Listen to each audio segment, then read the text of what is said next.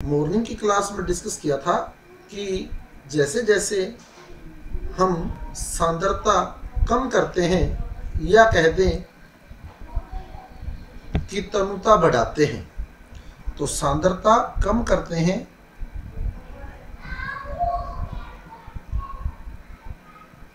या हम कह सकते हैं कि तनुता बढ़ाते हैं, एक ही बात है। तो चालकता में तो कमी आती है, चालकता में कमी, और मोलर चालकता में वृद्धि होती है। मोलर चालकता में वृद्धि होती है, चालकता में कमी और मोलर चालकता में वृद्धि होती है। चालकता में कमी का कारण क्या था? एक घन सेमी आयतन में, एक घन सेमी आयतन में आयनों की संख्या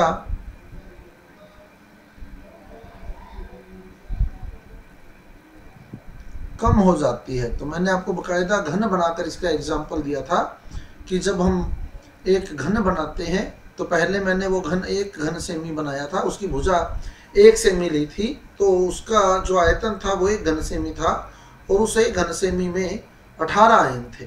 और फिर हमने क्या किया, उसके आयतन को 9 गुना कर लिया था, तो 1 घन सेमी में 2 आयन रह गए थे। तो प्रति घन सेमी आयनों की संख्या कम हो जाती है, इसलिए चालकता कम हो जाती है।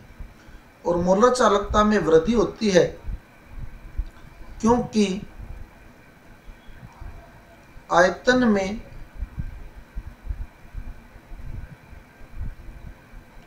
वृद्धि हो जाती है। तो लैम्डा एम बराबर कापा इंटू वी हमारा सूत्र था, लैम्डा एम बराबर कापा इंटू वी। तो कापा में तो हुई कमी, चालकता में हुई कमी और आयतन में हुई वृद्धि, और आयतन में होने वाली वृद्धि जो थी वो बहुत ज़्यादा थी।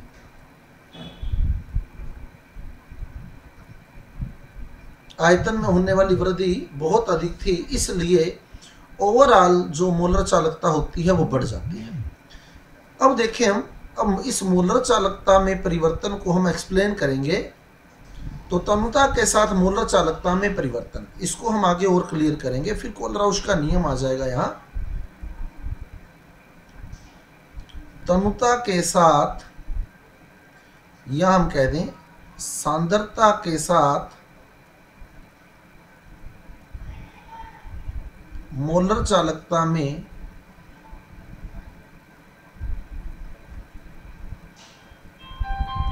परिवर्तन, सांद्रता के साथ मोलर चालकता में परिवर्तन, सांद्रता के साथ या तनुता के साथ मोलर चालकता में परिवर्तन। तो क्या परिवर्तन होता है देखिए हम। तो मोलर चालकता बढ़ती है, ये तो अपने को फाइनल हो गया कि मोलर चालकता में वृद्धि होती है क्योंकि आयतन में वृद्धि होती है। आयतन में वृद्धि होती है इसलिए मोलर चालकता में वृद्धि होती है। अब 2 तरह के विद्युत अपघटय होते हैं देखो अपने पास। एक तो होता है प्रबल विद्युत अपघटय, एक तो होता है प्रबल वैद्युत अपघटय, और एक होता है दुर्बल वैद्युत अपघटय। प्रबल वैद्युत अपघटय और दुर्बल वैद्युत अपघटय, 2 तरह के वैद्युत अपघटय होते हैं, प्रबल और दुर्बल।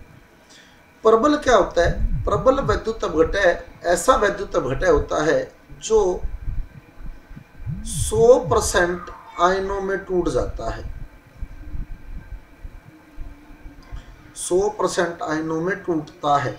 जैसे HCl है, HCl को आप पानी में डालो तो HCl के आप जितने अणु डालोगे ना वो सारे के सारे अणु आयनों में टूटेंगे। जैसे आप देखो, मान लो KCl ही है, KCl को अपने पानी में डाले तो अपने मान लो 10 अणु पानी में डाले ना तो 10 के 10 आयनों में टूटेंगे, K+Cl-, K+Cl-, K+Cl-, के प्लस सी एल माइनस के प्लस सी एल माइनस के प्लस सी एल माइनस के प्लस सी एल माइनस के प्लस सी एल माइनस और के प्लस सी एल माइनस। तो ऐसा विद्युत अपघटन है जो 100% वियोजित हो जाता है, जो 100% वियोजित हो जाता है उसे हम प्रबल वैद्युत अपघटन कहते हैं। दुर्बल वैद्युत अपघटन क्या होता है? जिसके वियोजन की मात्रा 100% से कम होती है। 10% हो सकती है, 20% हो सकती है, 30% हो सकती है, पर 100% से क्या रहेगी? कम, यानी 100% से कम टूटता है, वो होता है दुर्बल विद्युत अपघटन। जैसे एसिटिक अम्ल है CH3COOH, इसके मैं 10 अणु लूं तो इसके जैसे मान लो 2 अणु टूट गए, CH3COO minus H plus CH3COO minus H plus. बाकी के 8 अणु जो होते हैं, बाकी के 8 अणु एज इट इज रहते हैं जैसे थे, ये आयनों में नहीं टूटते। क्लियर? तो प्रबल विद्युत अपघटन क्या है? जो 100% आयनों में टूटता है, और दुर्बल क्या है? जो 100% से कम, यानी 10%, 20%, 30% टूटता है। अब आप देखें किस में आयनों की संख्या ज्यादा होगी। आयनों की संख्या किस में ज्यादा होगी? तो कॉमन सी बात है, आयनों की संख्या प्रबल में ज्यादा होगी, क्योंकि समान मात्रा में हमने प्रबल और दुर्बल लिया। 10 मोल लिए KCl के, 10 मोल ही लिए एसिटिक अम्ल के। तो KCl तो सारा ही टूट गया, लेकिन एसिटिक अम्ल के 2 ही मोल टूटे, बाकी के 8 मोल नहीं टूटे। तो कॉमन सी बात है कि जो 100% आयनों में टूट रहा है उसमें आयनों की संख्या अधिक होती है, और जो 100% से कम टूटा है उसमें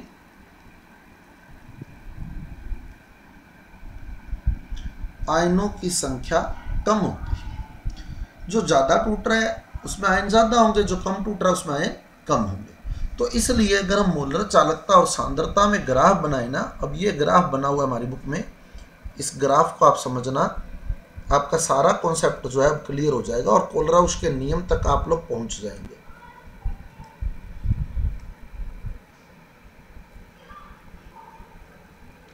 तो अब हम ग्राफ बना रहे हैं। यहां तो लिया लैम्डा m यानी मोलर चालकता, और यहां लिया रूट सी यानी सांद्रता, रूट सी यानी सांद्रता। सांद्रता को हमने कम करना है, सांद्रता को कम करना है, पानी मिलाना है। सुबह से हम यही बात कर रहे हैं, सांद्रता कम करनी है यानी पानी मिलाना है।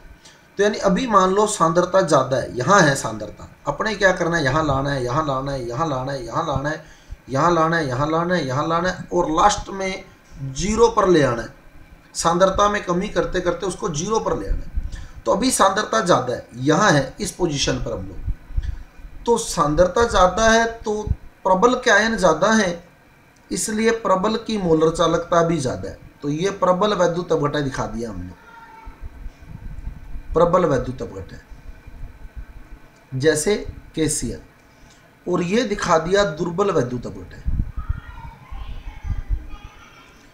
दुर्बल वैद्युत अपघटन जैसे एसिटिक अम्ल।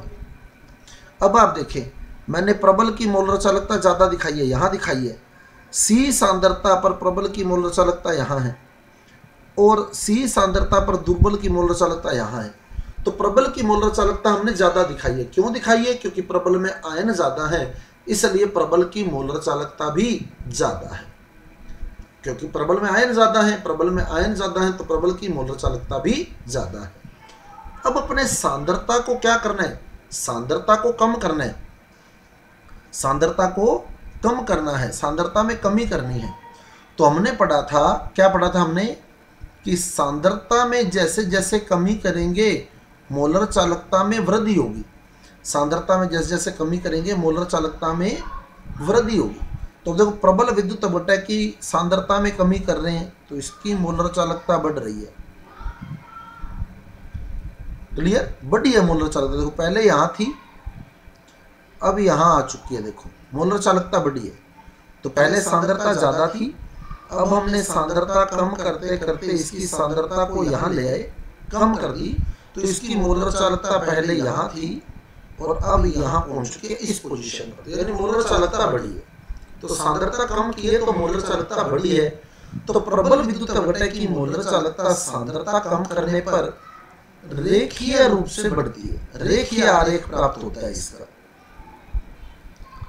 लेकिन दुर्बल विद्युत अपघटय की मोलर चालकता में क्या परिवर्तन होगा? देखो एक नियम आता है ओस्टवाल्ड का तनुता सिद्धांत,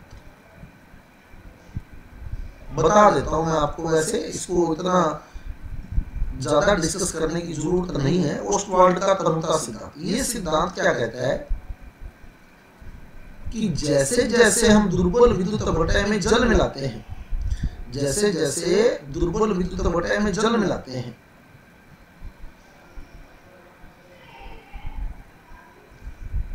जैसे जैसे दुर्बल विद्युत अपघटय में जल मिलाते हैं, यानी उसे तनु करते हैं,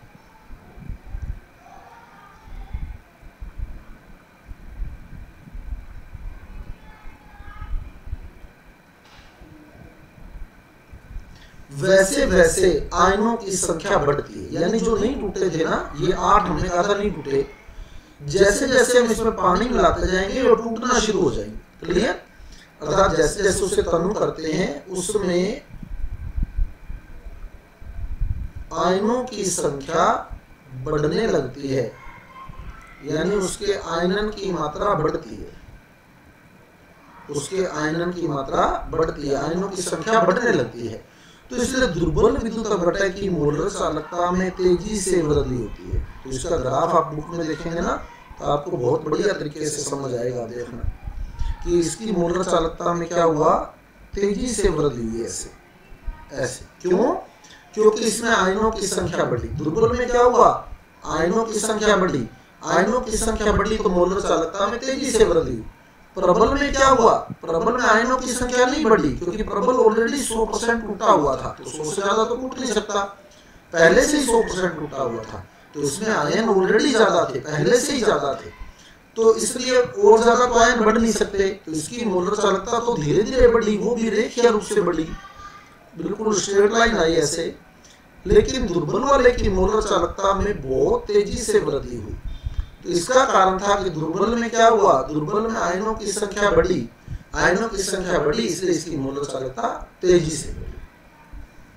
अब अगर अपने इन दोनों वक्र को आगे की ओर बढ़ाएं, जीरो सांद्रता की इधर, यानी इसकी सांद्रता को और कम करें, तो हम देख रहे हैं कि प्रबल वाला ग्राफ जीरो सांद्रता के संगत बिंदु को काट रहा है। प्रबल वाला ग्राफ तो काट गया, यानी प्रबल विद्युत अपघटय के लिए शून्य सांद्रता पर मोलर चालकता, शून्य सांद्रता, यहाँ सांद्रता जीरो होगी, देखो इस पॉइंट पर सांद्रता जीरो है, तो इस पॉइंट पर हम जीरो सांद्रता पर मोलर चालकता, जीरो सांद्रता पर मोलर चालकता ज्ञात कर सकते हैं। यानी लैम्डा m जीरो, जीरो सांद्रता पर मोलर चालकता प्रबल के लिए ज्ञात की जा सकती है ग्राफ की सहायता से। प्रबल वाला ग्राफ अगर y अक्ष की ओर बढ़ाया जाए तो वो शून्य सांद्रता के संगत बिंदु को काटता है। जब वो शून्य सांद्रता के संगत बिंदु को काट रहा है तो इसका मतलब उसकी मोलर चालकता हम शून्य सांद्रता पर ज्ञात कर सकते हैं, शून्य सांद्रता पर उसकी मोलर चालकता ज्ञात की जा सकती है। और शून्य सांद्रता पर मोलर चालकता को हम लोग कहते हैं सीमांत मोलर चालकता, सीमांत मोलर चालकता, सीमांत मोलर चालकता। तो शून्य सांद्रता पर मोलर चालकता क्या कहलाती है, सीमांत मोलर चालकता, सीमांत मोलर चालकता। शून्य सांद्रता पर मोलर चालकता को सीमांत मोलर चालकता कहते हैं। शून्य सांद्रता कहते हैं या तनुता कहते, अनंत हो चुकी है, अनंत तनुता भी कह सकते हैं, क्योंकि जब सांद्रता जीरो हो चुकी है ना तो इसका मतलब तनुता जो है वो अनंत हो चुकी है। तो शून्य सांद्रता पर मोलर चालकता या अनंत तनुता पर मोलर चालकता सीमांत मोलर चालकता कहलाती है। तो शून्य सांद्रता या अनंत तनुता पर मोलर चालकता को सीमांत मोलर चालकता कहते हैं।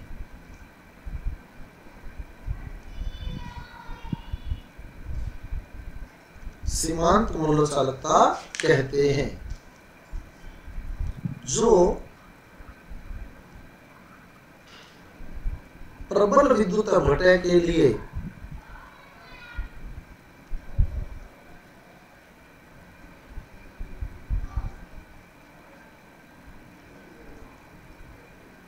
ग्राफ की सहायता से ज्ञात की जा सकती है। ग्राफ की सहायता से ज्ञात की जा सकती है। तो जो प्रबल विद्युत अपघटय के लिए ग्राफ की सहायता से ज्ञात की जा सकती है। तो शून्य सांद्रता या अनंत तनुता पर मोलर चालकता को सीमांत मोलर चालकता कहते हैं, जो प्रबल विद्युत अपघटय के लिए ग्राफ की सहायता से ज्ञात की जा सकती है। हाँ बेटे, क्लास में हम करता हूं वापिस। जो प्रबल विद्युत अपघटय के लिए ग्राफ की सहायता से ज्ञात की जा सकती है। तो आपको दिख रहा है कि वहां वो शून्य सांद्रता के संगत बिंदु को ग्राफ काट रहा है। तो प्रबल के लिए जो ग्राफ है वो शून्य सांद्रता के संगत बिंदु को काट रहा है, और शून्य सांद्रता के संगत बिंदु पर हम प्रबल विद्युत अपघटय की मोलर चालकता ग्राफ की सहायता से ज्ञात कर सकते हैं। लेकिन वहीं अगर दुर्बल के ग्राफ को आगे बढ़ाया जाता तो दुर्बल का ग्राफ यूं आगे बढ़ता है ऐसे, तो ये कहीं भी शून्य सांद्रता के संगत बिंदु को नहीं काटता, ये तो यूं जाता रहता आगे। तो जीरो सांद्रता वाला अक्ष तो ये रह गया अपना, तो ये कहीं भी शून्य सांद्रता के संगत बिंदु को नहीं काटता। तो दुर्बल विद्युत अपघटय की शून्य सांद्रता पर मोलर चालकता प्रबल वाली तो ग्राफ से ज्ञात हो गई, परंतु दुर्बल विद्युत अपघटय की शून्य सांद्रता पर मोलर चालकता ग्राफ की सहायता से ज्ञात नहीं की जा सकती। परंतु दुर्बल विद्युत अपघटय की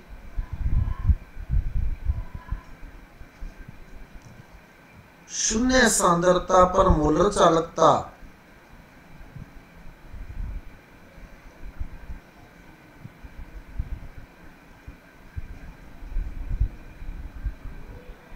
ग्राफ की सहायता से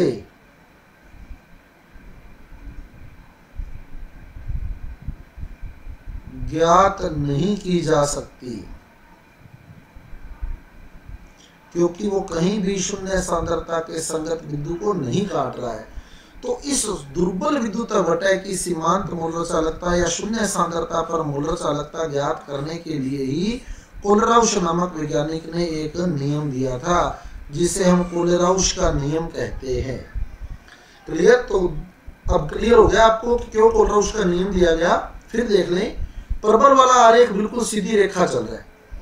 प्रबल वाला आरेख जो है यहाँ चल रहे हैं हम इस जगह पर, तो प्रबल वाला आरेख बिल्कुल स्ट्रेट लाइन चल रहा है।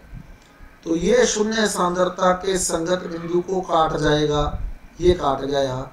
तो इसकी शून्य सांद्रता पर मोलर चालकता ज्ञात कर ली। लेकिन जो दुर्बल वाला ग्राफ है ना, वो स्ट्रेट लाइन नहीं चल रहा, वो ऐसे कर्व चल रहा है, वो यूं कर्व चल रहा है। तो ये कहीं भी शून्य सांद्रता के संगत बिंदु को नहीं काटेगा। तो दुर्बल वाली मोलर चालकता जो है वो हम ग्राफ की सहायता से ज्ञात नहीं कर सकते। तो जब दुर्बल वाली मोलर चालकता ग्राफ की सहायता से ज्ञात नहीं हो सकती, तो फिर कोलेराउस नामक वैज्ञानिक ने जो नियम दिया था वो नियम अब आपके सामने आएगा। तो कोलेराउस का नियम, कोलेराउस का नियम क्या था? और जिसको उत्तर पता लग जाए, मैं एक प्रश्न पुट कर रहा हूं, और जिसको आंसर पता लग जाए वो अपना माइक ऑन करके बोल देगा, और बाकी के स्टूडेंट अगर जो पहले बोलने लग जाए, बाकी के स्टूडेंट माइक ऑन नहीं करेंगे अपना, ठीक है? एक जना बोलने लग जाए तो उसको सुनेंगे। मेरा क्वेश्चन सुन ले। Na+ की सीमांत मोलर चालकता, Na+ की सीमांत मोलर चालकता जो है वो है सपोज x, Na प्लस की सीमांत मोलर चालकता x है, और Cl माइनस की सीमांत मोलर चालकता है y। Cl माइनस की सीमांत मोलर चालकता y है। Na प्लस की सीमांत मोलर चालकता कितनी है x, Cl माइनस की है y। अब आपसे पूछा गया NaCl की सीमांत मोलर चालकता क्या होगी। अब जिसको पता लग गया वो अपना माइक ऑन करके आंसर दे सकता है।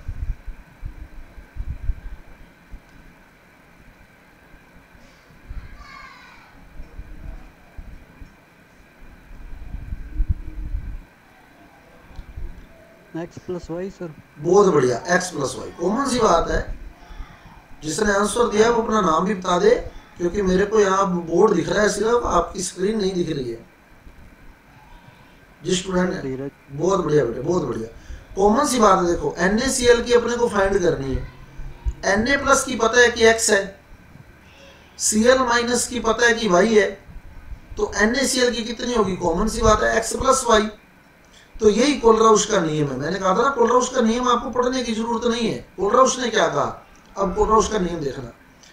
किसी विद्युत घटक की अगर सीमांत मोलर चालकता ज्ञात करना चाहते हैं, जैसे NaCl की सीमांत मोलर चालकता ज्ञात करना चाहते हैं, तो आप Na प्लस की और Cl माइनस की सीमांत मोलर चालकताओं को जोड़ दें तो NaCl की सीमांत मोलर चालकता बन जाएगी। तो यही कोलराउश का नियम है। किसी वैद्युत अपघटक की सीमांत मोलर चालकता, किसी वैद्युत अपघटक की सीमांत मोलर चालकता उसके धनायन व ऋणायन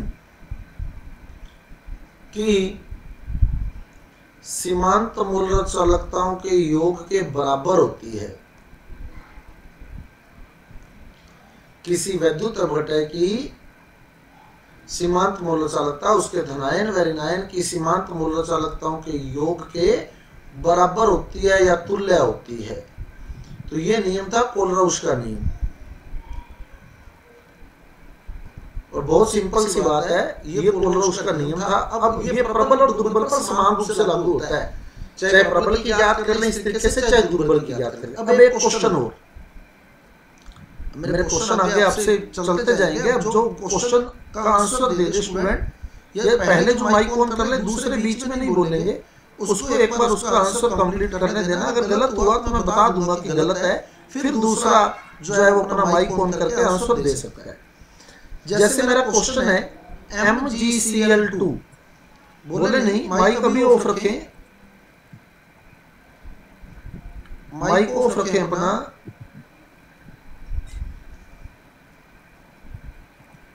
स्टूडेंट माइक ऑन है एक बच्चे का, वो ऑफ कर ले।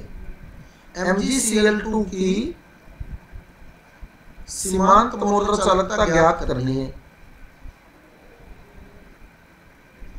अब Mg+2 की सीमांत मोलर चालकता मेरे को बता दी गई कि Mg+2 की जो सीमांत मोलर चालकता है वो है x, और Cl माइनस की सीमांत मोलर चालकता है वो है y। Cl माइनस की कितनी है, y। अब MgCl2 की पूछ ली गई, बता सकते कितनी होगी। x प्लस वाई गलत है, x प्लस वाई गलत है। कोई और student? Sir x plus 2y। बहुत बढ़िया, आंसर नाम बता देना साथ में। x प्लस 2y जिसने बोला है वो स्टूडेंट नाम भी अपना बोले साथ में।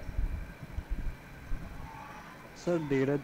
बहुत बढ़िया बेटे, क्योंकि MgCl2 है। देखो MgCl2 है तो इसमें दो Cl है, तो हम क्या लिखेंगे, Mg+2 की सीमांत मोलर चालकता प्लस Cl माइनस की सीमांत मोलर चालकता प्लस Cl माइनस की सीमांत मोलर चालकता, तभी तो Cl2 बनेगा। तो Mg+2 की सीमांत मोलर चालकता प्लस Cl माइनस की सीमांत मोलर चालकता प्लस Cl माइनस की सीमांत मोलर चालकता। तो Mg+2 कितनी है x, Cl की कितनी है y, फिर Cl की कितनी है y, तो यानी अपना आंसर आ गया x + 2y। ये आपको x y नहीं लिख के देगा, यहाँ कोई ना कोई वैल्यू देगा, जैसे यहाँ 20 दे दी, यहाँ 30 दे दी, अपने से पूछ लेगा MgCl2 की कितनी है, तो अपने को पता है कि Mg 1 है, Mg कितनी है 20, Cl 2 है, एक Cl की 30 है, तो 2 Cl की 60 होगी, तो टोटल होगी 80। MgCl2 की पता लग गई। अब अगला क्वेश्चन फिर आपसे, फिर मैं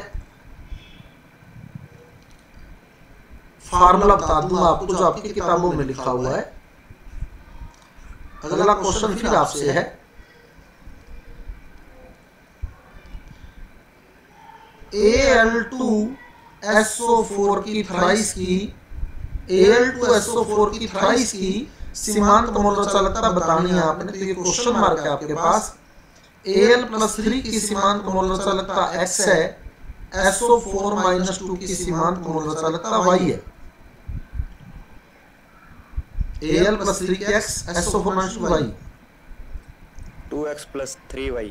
बिल्कुल, बहुत बढ़िया, नाम साथ में बोल दे अपना, सुनील। बहुत बढ़िया, 2x + 3y, क्योंकि Al 2 हो चुके हैं, Al 2 हो चुके हैं तो 2x हो गया, 2x, और SO4 3 हो चुके हैं तो 3y हो चुका है, 2x + 3y, 2x + 3y answer आ जाएगा आपका Al2SO4 की थ्राइस का। तो इस प्रकार कोलराउश ने क्या कहा, देखो कोलराउश ने कहा किसी भी वैद्युत अपघटय की सीमांत मोलर चालकता यानी शून्य सांद्रता पर मोलर चालकता उसके धनायन की सीमांत मोलर चालकता प्लस ऋणायन की सीमांत मोलर चालकता के योग के बराबर होती है, जिसमें हमें उसके संख्या का गुना भी साथ में करना होता है। जैसे Al कितने थे, 2 थे ना, तो हमने Al की मोलर चालकता के साथ 2 का मल्टीप्लाई किया है, तो M जो है वो धनायनों की संख्या है। ऐसे ही SO4 कितने थे, 3 थे, तो हमने 3 का गुना साथ में किया है, तो N क्या है, N ऋणायनों की संख्या है, N ऋणायनों की संख्या है। तो इस प्रकार हम धनायन और ऋणायन को बीच में लेकर चलेंगे।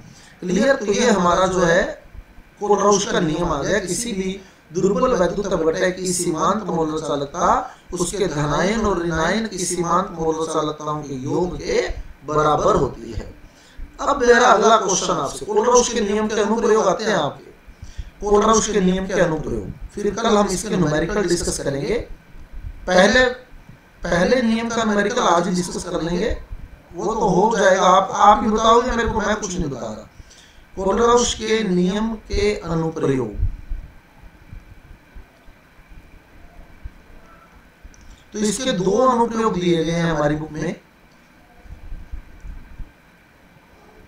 वैसे तो 4 अनुप्रयोग है कोलराउश के नियम में, लेकिन हमारी बुक में 2 ही दिए गए, तो 2 ही डिस्कस करेंगे। पहला अनुप्रयोग है दुर्बल वैद्युत अपघटय की सीमांत मोलर चालकता की गणना, सीमांत मोलर चालकता की गणना। अब मैं आपको एक क्वेश्चन दे रहा हूं और आंसर आप लोगों ने देना है, मैं नहीं दूंगा आंसर, और 2 नंबर का न्यूमेरिकल आएगा इसमें आपका। CH3COOH की सीमांत मोलर चालकता ज्ञात करनी है, ये क्वेश्चन मार्क है। CH3COOH की सीमांत मोलर चालकता ज्ञात करनी है, ये क्वेश्चन मार्क हो गया।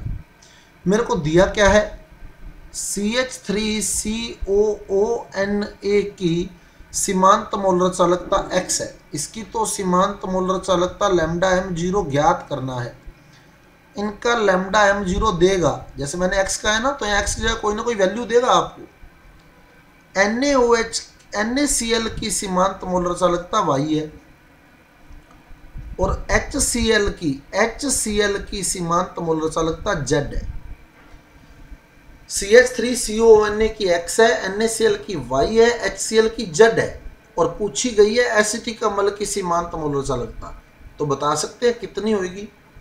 जिसको पता लग जाए वो अपना माइक ऑन करके आंसर दे।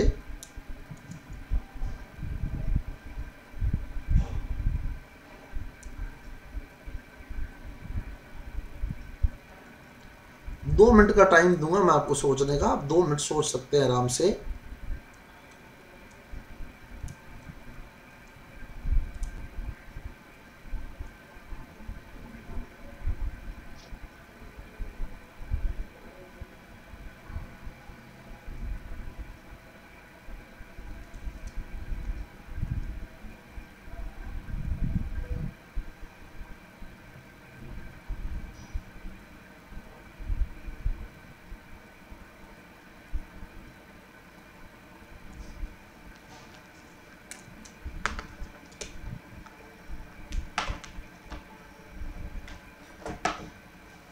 x plus Y minus Z. नहीं, गलत है sir x plus Z minus Y. बिल्कुल, ये सही है। किसने आंसर दिया है? हाँ सर। किस? सुनील। सुनील, बहुत बढ़िया। कैसे, देखो आप क्लियर कर देता हूं आपको। अब आपको देखो फाइंड करना है CH3COOH, इसकी मोलर चालकता फाइंड करनी है। तो आप देखें CH3COO तो इसमें आ गया, ये चाहिए था आपको, CH3COO इसमें आ गया। और आपको चाहिए H आ गया इसमें, H इसमें आ गया। CH3COO इसमें आ गया, इसमें पहले में, और H इसमें आ गया। तो आप इन दोनों को जोड़ लें तो CH3COOH बनने की पूरी संभावना है। तो आपने X और Z को जोड़ लिया, लेकिन जब आपने X और Z को जोड़ा तो Na और Cl बीच में एक्स्ट्रा जुड़ गया, Na और Cl एक्स्ट्रा जुड़ गया। तो इसको घटा दें तो वो NaCl घट जाएगा और आपके पास एसिटिक अम्ल का उत्तर आ जाएगा। क्लियर? वापस देख लें, आपको चाहिए था CH3COO और क्या चाहिए था? H। तो आपको इन दोनों को जोड़ना पड़ा, इसको इसके साथ जोड़ना पड़ा। लेकिन जब आपने इसको इसके साथ जोड़ा तो ये Na और ये Cl आपको साथ एक्स्ट्रा जुड़ गया, क्योंकि आपको फाइंड करना था इसका। तो NaCl आपके साथ एक्स्ट्रा जुड़ गया। तो एक्स्ट्रा जुड़ गया तो हमने क्या किया, उसको लेस कर लिया। जो एक्स्ट्रा जुड़ गया उसको लेस कर लिया। तो X और Z को जोड़ के हमने Y को घटा दिया, तो अपना उत्तर आ गया X plus Z minus Y. यहाँ कोई ना कोई संख्या देगा आपको, 100, 200, 300, 500 जो भी देता है, जोड़ घटाव आपने करना है। अगला क्वेश्चन देखिए इसी से रिलेटेड, सेम ऐसा ही क्वेश्चन। लैम्डा m0 आपने ज्ञात करना है NH4OH का, यानी NH4OH की सीमांत मोलर चालकता आपने ज्ञात करनी है। NH4Cl की, NaCl की आपको दे दी गई X, NH4Cl की दे दी गई Y, और NaOH की दे दी गई Z। ये वैल्यू देगा 100, 200, 300 जो भी देगा। और आपको फाइंड करनी है NH4OH की। 3 आंकड़े आपको दिए हुए हैं, बता सकते हैं कितनी होगी? y plus Z minus x. बहुत बढ़िया, दोनों नाम बता देना अपना। सुनील। दूसरा साथ में बोला एक बच्चा, धीरज सर। बहुत बढ़िया बेटे। अब देखो कैसे आपको बनाना है NH4OH। NH4OH तो NH4 ये पड़ा और OH ये पड़ा। NH4OH आपको चाहिए था, तो आपको Y और Z को जोड़ लेना है। लेकिन जब आप Y और Z को जोड़ रहे हैं तो ये Cl और ये Na एक्स्ट्रा जुड़ गया। तो आप इस NaCl को घटा दें तो आपका उत्तर आ जाएगा। क्या बनेगा? Y plus Z minus x. ये कोई ना कोई डिजिट आपको देगा, आंकड़ा आपको देगा। तो आपको बुक को फॉलो करने की जरूरत नहीं है, क्रैमिंग करने की जरूरत नहीं है कहीं भी। थोड़ा सा दिमाग लगाएंगे तो आपका आंसर आपके सामने है। अब लिखेंगे कैसे हम लोग, देखो NH4OH की सीमांत मोलर चालकता बराबर NH4Cl की सीमांत मोलर चालकता, सीमांत मोलर चालकता को लैम्डा 0 से लिखा जाता है, प्लस NaOH की सीमांत मोलर चालकता माइनस NaCl की सीमांत मोलर चालकता। ये फार्मूला आ गया, ये बुक का फार्मूला है आपकी। अगर आपको फार्मूला नहीं पता ना तो आप ऐसे लिख दें कि NaCl की सीमांत, माना NaCl की सीमांत मोलर चालकता x है, NH4Cl की y है, NaOH की z है, आप सीधा लिख दे तो NH4OH की सीमांत मोलर चालकता y plus z minus x। प्रश्नानुसार x y z के मान रखने पर उसके बाद इनकी वैल्यू पुट करें। x की जो वैल्यू दी होगी वो x की पुट करें, y की वैल्यू दी होगी y की पुट करें। अगर ये फार्मूला लिख सकते हैं तो बढ़िया है, नहीं तो फिर ये ऐसे मान लेना कि इसकी माना x है, इसकी माना y है, इसकी माना z है, तो x plus y plus z minus x। अब जो मान देगा y का 200 दे दिया, z का 300 दे दिया, x का 100 दे दिया, वो मान रख देना, आपका आंसर लिख देना। और नहीं फार्मूला लिखोगे तो भी चलेगा। क्लियर। अब एक आता है आयनन की मात्रा की गणना, आयनन की मात्रा या वियोजन की मात्रा की गणना। जैसे हमने कहा था ना, दुर्बल विद्युत घटक 100% से कम टूटता है, तो अपने को ज्ञात करना है कि ये कितना टूटा है, 10%, 20%, 30%, ये अपने को ज्ञात करना है। आयनन की मात्रा की गणना, इसका सूत्र क्या होता है? आयनन की मात्रा का सूत्र, अल्फा का सूत्र क्या होता है? C सांद्रता पर मोलर चालकता बटे सीमांत मोलर चालकता। C सांद्रता पर मोलर चालकता बटे सीमांत मोलर चालकता। C सांद्रता पर मोलर चालकता की गणना हम करते हैं 1000 कापा बटे C से। सूत्र लिखा था हमने, प्रूव किया था ये 1000 कापा बटे C। तो वहां C मोलरता थी, सांद्रता थी, तो C सांद्रता पर मोलर चालकता बटे सीमांत मोलर चालकता हम ज्ञात करते हैं धनायन की मोलर चालकता और ऋणायन की मोलर चालकता जोड़ के। धनायन और ऋणायन की सीमांत मोलर चालकताएं जोड़ के तो विद्युत घटक की सीमांत मोलर चालकता बन जाती है, और 1000 कापा बटे C से C सांद्रता पर मोलर चालकता बन जाती है, और दोनों का अनुपात जो होता है वो वियोजन की मात्रा कहलाता है। तो अल्फा बराबर C सांद्रता पर मोलर चालकता बटे सीमांत मोलर चालकता, ये अल्फा का सूत्र आ जाता है, हमारे पास वियोजन की मात्रा का सूत्र आ जाता है। तो इस प्रकार आपका ये चैप्टर जो है, डेरिवेशन सारी पूरी हो चुके हैं, सिर्फ एक संक्षारण और इसके न्यूमेरिकल रह गए हैं। तो ये हम कोलराउस के नियम का एक न्यूमेरिकल अल्फा वाला हम कल मॉर्निंग की क्लास में करेंगे, और साथ में संक्षारण भी कंप्लीट कर देंगे। तो कल मॉर्निंग की क्लास में आपका जो वैद्युत रसायन है, उम्मीद करते हैं हो जाएगा, और कोई न्यूमेरिकल अगर रहा हुआ तो कल इवनिंग की क्लास में हम लोग उसको डिस्कस करेंगे।